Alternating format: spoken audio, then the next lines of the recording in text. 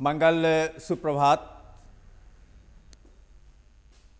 अब आप लोग परीक्षा के बिल्कुल पास पहुंच गए हैं। सिर्फ परीक्षा को गले लगाने की ज़रूरत है। एक आध दो दिन के बाद ही परीक्षा शुरू हो जाएगी। आशाहीन पूर्ण विश्वास है कि आप परीक्षा में अधिकतम अंक प्राप्त करेंगे।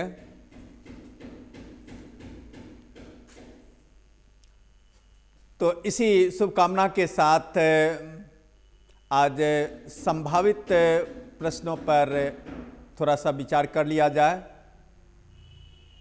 तो फिर एक बार मंगल शुभकामना के साथ पाठ शुरू करते हैं। यहाँ पर आप देख रहे हैं संभावित प्रश्न 2021 बिहार बोर्ड 12वीं के लिए, जिसका एक खंड आपका विषयनिष्ठ होगा। एक खंड आपका पूर्णतः विषयनिष्ठ होगा, जिस विषयनिष्ठ में पहला प्रश्न निबंध का होगा। वैसे तो गेस्ट पेपर में जितना कुछ दिया गया है बहुत सोच समझकर, बहुत शोध कर परीक्षा की दृष्टि से ही दिया गया है, लेकिन उसमें भी एक जो बहुत संक्षेप में गेस हो सकता है, आप लोगों की सुविधा के लिए हमने दिया है, जिसको आप देखें। यहाँ पर किसी एक पर निबंध लिखना है, जिसके लिए आपको गेस दिया गया है। प्रिय खेल, भारतीय किसान, नारी शिक्षा, आतंकवाद, प्रदूषण, बेरोजगारी, राष्ट्रीय एकता और फिर महंगाई, वर्तमान शिक्षा व्यवस्था, पुस्तकालय, दहेज प्रथा, छात्र और अनुशासन, भ्रष्टाचार।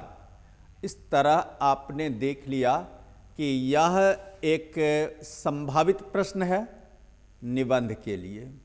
तो निबंध के लिए आपने संभावित प्रश्नों को देख लिया, जिससे का उत्तर आपको modern atom bomb guest paper में पृष्ठ संख्या 36 से 43 पर प्रश्न संख्या 2, 4, 5, 6, 8, 9, 11, 10, 12, 13, 14, 18, 19 में मिल जाएगा। वैसे एक बार पुनः आप लोगों को बता देना चाहता हूं कि लगभग सारे प्रश्न महत्वपूर्ण हैं। परीक्षा में गेस होता है, इसीलिए आप गेस्ट पेपर को पूर्णतः ईमानदारी से पढ़ें। आप देखते होंगे कि अन्य गेस्ट पेपरों में जहां बहुत सारे प्रश्नों को समेटा गया है, वहीं पर मॉडर्न एटम बम में बहुत कम प्रश्नों को बिल्कुल संक्षेप में कसी हुई भाषा में आपको पूर्ण अंक देने लायक उत्तर बनाकर दिया गया है। काफ़ी शोध कर रखा गया है। तो इस तरह आप पूरे गेस्ट पेपर को देख जाएं, यही मेरा परामर्श है। वैसे इन सारे प्रश्नों को आप विशेष ध्यान से देखेंगे। अब व्याख्या पर बात करते हैं। 100 प्रसंग व्याख्या, जिसके लिए आपको गद्य से और पद्य से दोनों से प्रश्न रहेगा। जैसे कविता से शुरू करते हैं। थपकी दे दे जिसे सुलाया, जिसके लिए लोरियां गाई, जिसके मुख पर जरा मलिनता देख आंख में रात बिताई। दूसरा, जादू टूटता है इस उषा का, अब सूर्योदय हो रहा है। भगत विमुख जे धर्म सो सब अधर्म करिगाय। योग यज्ञ व्रत दान भजन बिनु तुच्छ दिखाए। एक नैन जस दस्म ओ तहि निर्मल भाव, सब रूपवंत मुख शोभिक चाव। सूर कविता सुनी कौन कवि जो नहीं सिर चालन करे। फिर प्रतिभत कटक कटीले केते काटि काट, कालिका सी किलक कलऊ देत काल को। फिर आगे, आज दिशाएं भी हंसती है उल्लास विश्व पर छाया। मेरा खोया हुआ खिलौना अब तक मेरे पास न आया। फिर आगे, चाहे जिस देश प्रांत पुर का हो, जन जन का चेहरा एक, एशिया की, यूरोप की, अमेरिका की गलियों की धूप एक। और फिर आगे है, बड़ा कठिन है बेटा खोकर माँ को अपना मन समझाना। और इसके बाद का है, पूरा पश्चिम से आते हैं नंगे बूचे नरकंकाल, सिंहासन पर बैठे उनके तमगे कौन लगाता है। फिर आगे है कि हर वे आदमी जो मेहनत कश लोहा है, हर वो औरत दबी सताई बोझ उठाने वाली लोहा। आगे है कि जैसे गिर गया हो गज दंतों को गवाकर कोई हाथी। और फिर इसके बाद है, तुमुल कोलाहल कलह में मैं हृदय की बात रे मन। इस तरह आपने इन सारी पंक्तियों को देखा है। इन सारी पंक्तियों में व्याख्या भाव छिपे हुए हैं। तो इन सारी पंक्तियों की व्याख्या आप बढ़िया से तैयार कर लेंगे।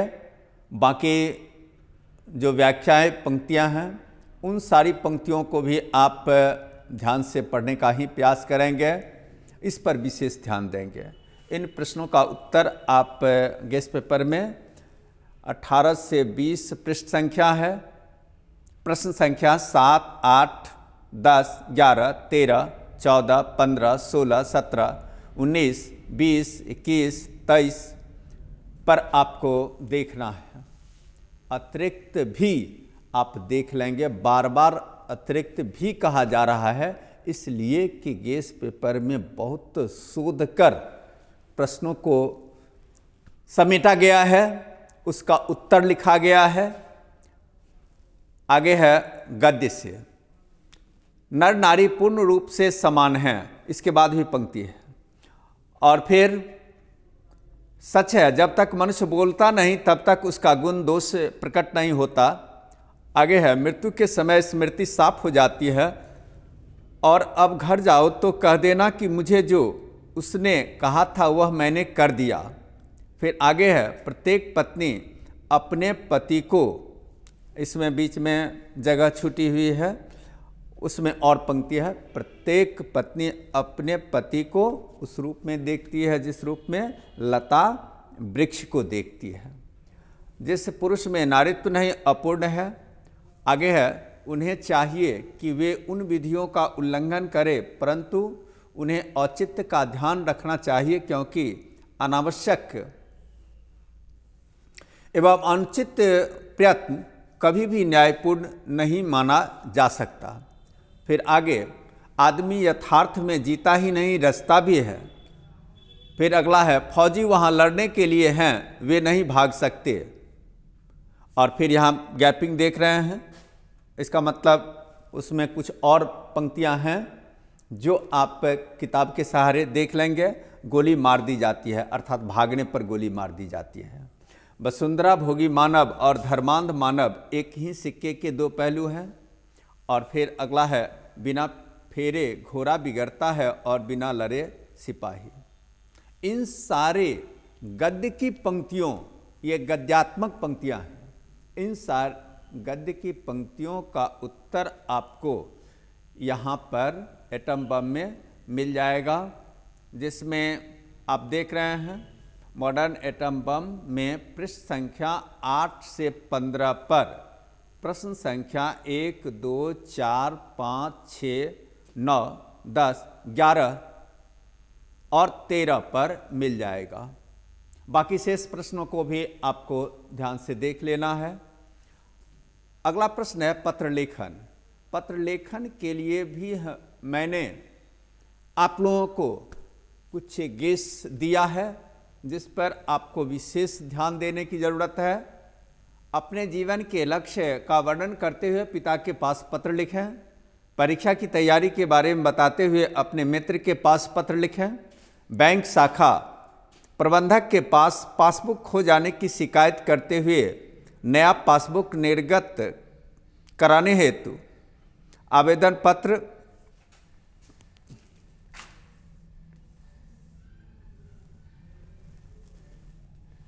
निर्गत करने हैं तो आवेदन पत्र लिखें।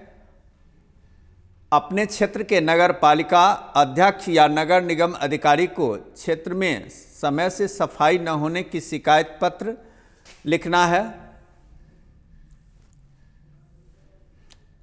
गत दिनों से आपके क्षेत्र में अपराध बढ़ने लगे हैं। उनकी रोकथाम के लिए पुलिस अधीक्षक को पत्र लिखना है।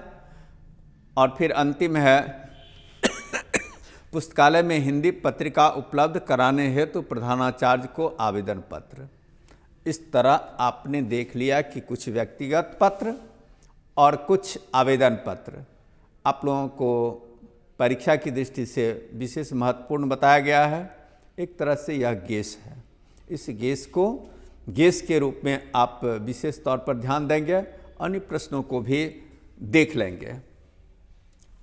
आगे है लघुत्तरीय प्रश्न, जिसमें 5 प्रश्नों का उत्तर आप लोगों को देना है। पूछे जाएंगे लगभग 10 प्रश्न। तो इन प्रश्नों में गेस है, कवयित्री का खिलौना क्या है? नदियों की वेदना का क्या कारण है? कवि ने सितारे को भयानक क्यों कहा है? हार जीत में मशक वाले की भूमिका क्या है? कहाँ की धूप एक जैसी होती है? पंच परमेश्वर के खो जाने को लेकर कवि चिंतित क्यों है? प्यार का इशारा और क्रोध का दुधारा से क्या तात्पर्य है? भूषण ने शिवाजी की तुलना किन किन से की है? उषा का जादू कब टूटता है? तुलसी को किस वस्तु की भूख थी? तुलसी सीता से क्या सहायता मांगते हैं? छत्रसाल की तलवार कैसी थी? बालकृष्ण भोजन के समय क्या क्या करते हैं? नागरिक क्यों व्यस्त हैं? उषा का जादू कैसा है? जन जन का चेहरा एक से कवि का क्या तात्पर्य है? हरिचरणा को हरिचरणा क्यों कहा गया है? प्रातः काल का नभ कैसा है? चातकी किसके लिए तरसती है? हरिचरणा कौन है? उसकी क्या पहचान है? अधिनायक का क्या अर्थ है? नाभादास के छप्पे में कबीर की किन विशेषताओं का उल्लेख किया गया है? तुलसी ने अपने किन किन दुर्गुणों का बखान किया है? मैं हृदय की बात रे मन, यह कौन कहता है और किससे कहता है? दानव दुरात्मा से क्या अभिप्राय है? तो इस तरह आपने लघुत्तरीय प्रश्नों की एक सूची बना ली है। इन सारे लघुत्तरीय प्रश्नों को आपको विशेष तौर पर देखना है, जिसका उत्तर आपको guest paper modern atom bomb में पृष्ठ संख्या 22 से 24 पर प्रश्न संख्या 1, 2, 3, 4, 5, 6, 9, 10, 11, 13, 15, 16, 17, 18, 19, 22, 23, 24, 25, 29, 27, 31, 34, 35 और 26 पर देखना है।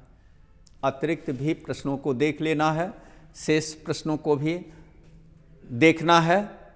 तो इस तरह आपने कविता वाले लघुत्तरीय प्रश्नों के क्रम को देखा। उन सारे प्रश्नों को आपने एक नज़र से देख लिया। अब गद्य में देख लीजिए। यदि हमें वाक शक्ति न होती तो क्या होता? लहना सिंह का परिचय। उसने कहा था, दिव्य प्राणोत्सर्ग की कहानी है या नहीं? लहना सिंह ने बोधा के प्रति किस त्याग का परिचय दिया था? जयप्रकाश नारायण कौन थे? नारी की पराधीनता कब शुरू हुई?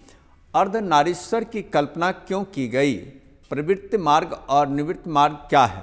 पुरुष के गुण क्या है?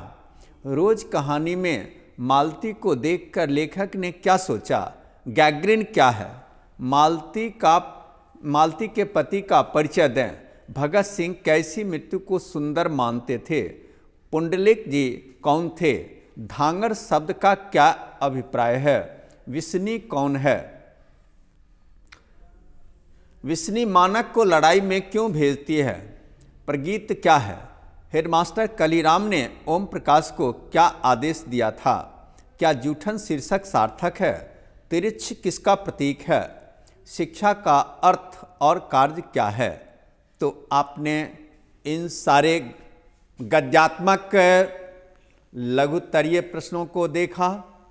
इन सारे प्रश्नों का उत्तर आपको मॉडर्न एटम बम में प्रश्न संख्या 25 से 29 पर प्रश्न संख्या 1, 4, 5, 8, 9, 20, 22, 23, 27, 29, 30, 31, 33, 39, 41, 43, 42, 44, 46, 47, 49 और 50 पर मिल जाएगा। शेष प्रश्नों को भी देखना है। आगे आप देखें,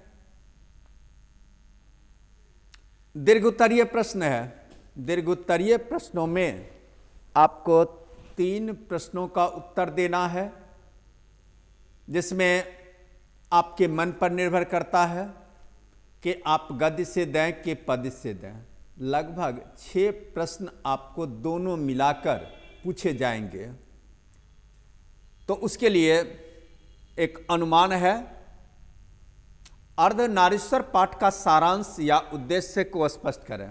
उसने कहा था कहानी का सारांश या केंद्रीय भाव का वर्णन करें। रोज कहानी का सारांश लिखें या कहानी कला की दृष्टि से वर्णन करें। जूठन कहानी का सारांश लिखें या विद्यालय में लेखक के साथ कैसी घटना घटी उसका वर्णन करें। तिरछ कहानी का सारांश लिखें। सिपाही की मां का मूल भाव अर्थात सारांश लिखें। तो इस तरह आपने दीर्घोत्तरीय प्रश्नों को भी देख लिया। इन प्रश्नों का उत्तर आप मॉडर्न एटम बम में प्रश्न संख्या 3 से 7 पर, प्रश्न संख्या 1, 2, 4, 6, 5 और 7 पर देख सकते हैं। शेष प्रश्नों को भी देख जाना है। और तब कविता वाले भाग में आप देखें, हार जीत कविता का सारांश लिखें, उषा शीर्षक कविता का सारांश लिखें या फिर प्रातःकालीन प्रकृति का वर्णन करें। अधिनायक कविता की आलोचनात्मक व्याख्या करें। तुमुल कोलाहल कलह में कविता का सारांश लिखें। गांव का घर कविता का सारांश लिखें। पुत्र वियोग कविता का भावार्थ लिखें। इस तरह इन सारी कविताओं का मोटे तौर पर सारांश पर विचार करना है। इसको विशेष रूप से ध्यान देकर अन्य प्रश्नों को भी आपको ध्यान देना है, जिसका उत्तर आपको प्रश्न संख्या एटम बम में प्रश्न संख्या 8 से 13 पर, प्रश्न संख्या 5, 6, 7, 8, 9 और 15 पर मिल जाएगा। शेष प्रश्नों को भी देख लेना है। अब इसके बाद आप देखें, संक्षेपण है। ये संक्षेपण भी आपको गेस्ट पेपर में मिल जाएगा। अंग्रेजी पढ़ना खराब बात नहीं है, पर अंग्रेजी पढ़कर अंग्रेज हो जाना खराब है। अंग्रेजी पढ़कर अपने देश को, अपनी भाषा को, अपनी संस्कृति को भूल जाना खराब है। यह बात मैं इसलिए कह रहा हूँ कि आज के अधिकतर अंग्रेजी पढ़े लिखे सज्जन अपने देश के प्रत्येक व्यक्ति को हीन दृष्टि से देखते हैं, उसकी आलोचना करते हैं और उसे अपनाने में अपनी मानहानि समझते हैं। पर्व को ही लीजिए, यह पंडितों का पोंगा है। वे कहते हैं पर्व बेकार हैं, फिजूल खर्ची के साधन है। एक अनुच्छेद आपको यह हो गया। और दूसरा अनुच्छेद, वर्तमान युग में जिस भीषणता के साथ जीवन संघर्ष चल रहा है, उसमें वह व्यक्ति कभी भी विजयी नहीं हो सकता जो चुपचाप बैठकर अति देर काल तक सोचता विचारता रहेगा। यहाँ तो वही टिक सकता है जिसमें काफ़ी स्फूर्ति है, जो दूसरों को धकेल कर आगे बढ़ सकता है। नहीं तो जो उससे ताकतवर है उसे किनारे धकेल देगा और आप आगे बढ़ जाएगा। अगर तुम इस जीवन में कुछ करना चाहते हो, अगर तुम्हें अपना जीवन सफल बनाना है, तो तुम्हें प्रत्युत्पन्नमतित्व होना चाहिए, अपने निर्णय पर दृढ़ रहना चाहिए और उस पर जमकर काम करना चाहिए। जैसे व्यक्ति में ये गुण पाए जाते हैं, उसमें अन्य गुणों का समावेश भी रहता है। और आपका तीसरा है, कभी भारत की सभ्यता और दर्शन पर विदेशी मुग्ध थे, वही आज भौतिक समृद्धि और ज्ञान के क्षेत्र में अपना महत्व खो चुका है। कभी जिसके आंगन में मानवता खेली, जिसने अपने संस्कार और ज्ञान से दुनिया को प्रकाशित किया, वही भारत आज अपने में निरक्षर, भूखे, परमुख, मुखापेक्षी लोगों को समेटे है। हमने अपने पूर्वजों के गौरव को हास्यास्पद बनाकर नष्ट कर दिया है, उसका हम उपयोग नहीं कर पाए और आज हम अपने देश की उपेक्षा चुपचाप सह रहे हैं।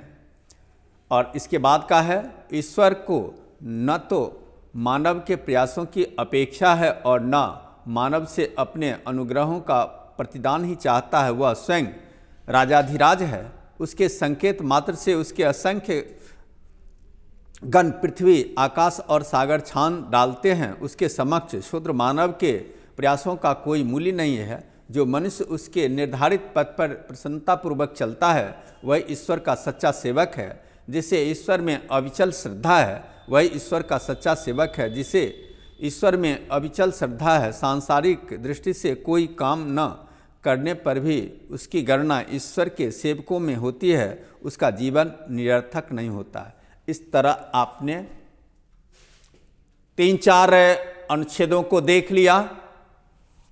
अब इसका उत्तर आप यहां पर देखें। इसका उत्तर आपको मॉडर्न एटम बम में 30 से 31 पृष्ठ पर मिल जाएगा। प्रश्न संख्या 7, 2, 5 और 4। इसके अतिरिक्त अन्य संक्षेपण के प्रश्नों को भी देख लेना है। अब हम शुरू कर रहे हैं वस्तुनिष्ठ प्रश्न। वस्तुनिष्ठ प्रश्नों में आप देखेंगे कि सभी पाठ और पाठकारों का नाम आपको याद रखना होगा, क्योंकि प्रायः पूछा जाता है पाठ और पाठकारों का नाम, गद्य से भी और काव्य से भी। ये पहला प्रश्न है। पाठ और रचनाकारों का नाम आपको मुख्य रूप से याद कर ही लेना है। निश्चित रूप से इससे प्रश्न आते ही हैं।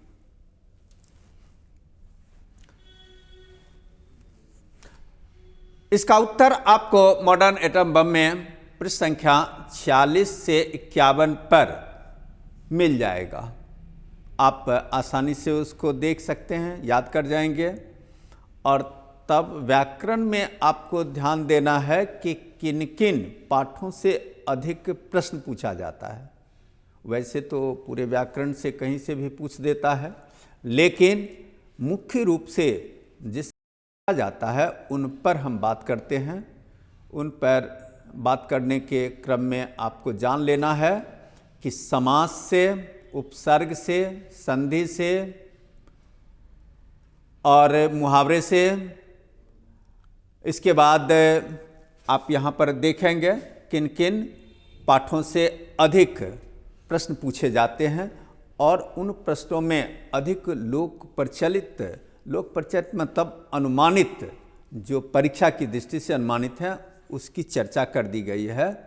समास में आप देखें, चंद्रमुखी कौन समास होगा? कर्मधारय, चिरीमार, तत्पुरुष, सुख दुख, द्वंद्व, लंबोदर, बहुव्रीहि, प्रत्येक, अव्ययीभाव, कमल नयन, कर्मधारय, नीलकंठ, कर्मधारय। और कभी कभी ध्यान रहे कि यह बहुव्रीहि भी हो जाता है। इसी तरह नीलकमल, कर्मधारय, त्रिकोण, द्विगु, माता पिता, द्वंद्व, यथाशक्ति, अव्ययभाव, अमर, नय, दिगंबर, कर्मधारय, गजानन, बहुव्रीहि। आगे गगनचुंबी, तत्पुरुष, रात दिन, द्वंद्व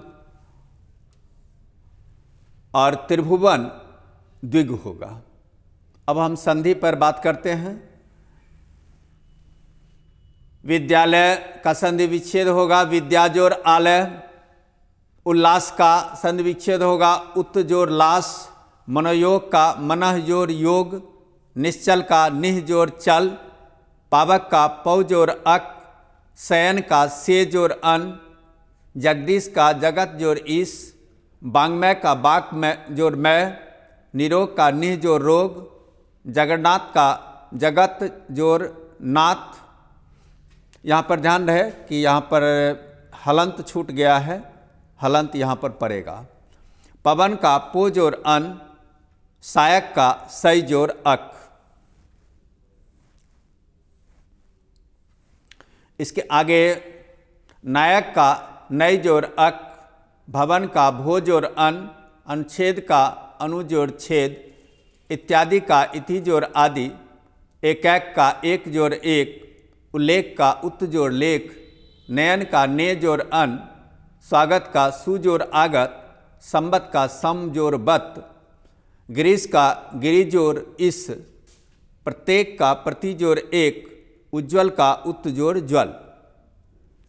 इन सारे शब्दों पर आपको विशेष ध्यान देना होगा। आगे है विलोम। विलोम में आप देखें, आकाश का विलोम पताल, नूतन का पुरातन, उदार का अनुदार, कृतज्ञ का कृतज्ञ, गृहस्थ का बैरागी, खंडन का मंडन, आयात का निर्यात, अज्ञ का विज्ञ, जर का चेतन, उपकार का अपकार, प्रवृत्ति का निवृत्ति, राग का विराग, पुरस्कार का दंड, दुर्गम का सुगम।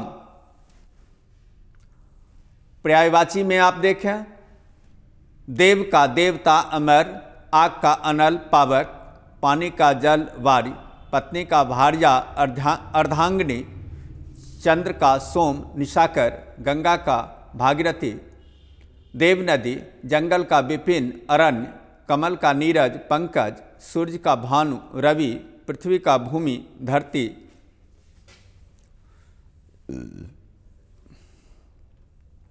समुद्र का जलधि अम्बुज, पर्वत का गिरि अचल, अमृत का सुधा अम्य, आकाश का नभ अंबर, फूल का पुष्प कुसुम। और फिर उपसर्ग को देखें। यहाँ पर आप जो देख रहे हैं ये भाग आपका उपसर्ग का है। जैसे यहाँ पर देख लीजिए, प्रभाव में प्र जोर भाव प्रभाव हो गया, अनुचर में अनु उपसर्ग हो गया, बेखबर में बे आपको उपसर्ग हो गया, कुमार्ग में कु उपसर्ग हो गया, और फिर अनपढ़ में अन उपसर्ग हो गया, अनाथ में अ उपसर्ग हो गया, हम सफ़र में हम उपसर्ग हो गया। और इसके बाद आप देखें प्रत्यय।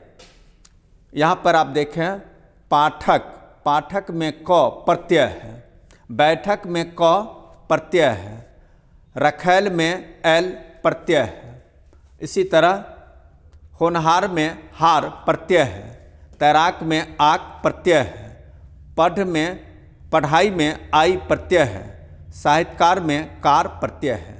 यहाँ उपसर्ग और प्रत्यय के विषय में आपने जान लिया कि कौन कौन महत्वपूर्ण उपसर्ग है, कौन कौन महत्वपूर्ण प्रत्यय है। अब हम मुहावरे एवं लोकोक्ति पर बात करते हैं। अपना उल्लू सीधा करना, स्वार्थ साधना, आँखों का तारा होना, बहुत प्यारा होना, घी के दिए जलाना, मौज में रहना, 9-2-11 होना, भाग जाना, आँख दिखाना, डराना, कान पकड़ना, गलती मानना, ऊँट के मुंह में जीरा का फोड़ना, आवश्यकता से बहुत कम, दाल में काला होना, शक की बात होना, अंधे की लकड़ी एकमात्र सहारा, आसमान टूट पड़ना, अचानक विपत्ति आना, काठ मारना, स्तब्ध होना, कमर टूटना, आर्थिक स्थिति खराब होना, टेढ़ी खीर, कठिन कार्य, नाक का बाल होना, प्यारा होना। अब अनेक शब्दों के बदले एक शब्द पर बात करते हैं। बाएं हाथ से तीर चलाने वाला, सब्यसाची, जिसके माथे पर चांद हो, चंद्रशेखर, जिसके हाथ में चक्र हो, चक्रपाणी, जिसका उदर लंबा हो, लंबोदर, संपूर्ण जीवन, आजीवन, जिसकी गर्दन सुंदर हो, सुग्रीव, जिसके नाखून सूप के समान हो, शूर्पणखा, 2 बार जन्म लेने वाला, द्विज, अंडा से जन्म लेने वाला, अंडज, पंख से जन्म लेने वाला, पंकज।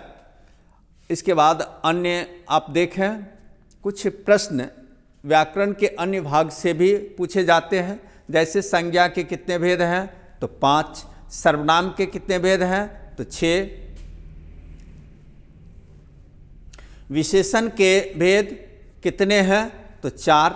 लिंग के भेद कितने हैं? तो 2। वचन के भेद कितने हैं? 2। संधि के भेद कितने हैं? 3। क्रिया के भेद कितने हैं? 2। अर्थ के आधार पर शब्द के भेद 2। यहाँ पर ध्यान रहे, शब्द के बदले संज्ञा भी दे देगा तो आप 2 ही लिखेंगे। काल के भेद कितने हैं? 3। कारक के भेद 8। इसके अतिरिक्त यह आपको मैंने एक संभावित महत्वपूर्ण प्रश्नों के रूप में आपके सामने प्रस्तुत किया, लेकिन आपको अन्य प्रश्नों पर भी ध्यान देना है। यानी गेस्ट पेपर में जितने सारे प्रश्न दिए गए हैं वे सारे के सारे काफ़ी महत्वपूर्ण हैं। उन सारे प्रश्नों को ईमानदारी से, गौर से आपको देख लेना है और इसी के आधार पर आप अच्छी सफलता के हकदार बनेंगे। तो एक संभावना, एक शुभ कामना, एक मंगल कामना सत्र समाप्ति के लिए भी और परीक्षा में अधिक से अधिक अंक प्राप्ति के लिए भी। मुझे पूरी उम्मीद है कि आप अधिक से अधिक अंक प्राप्त करेंगे। तो इस तरह मंगल शुभकामना। धन्यवाद।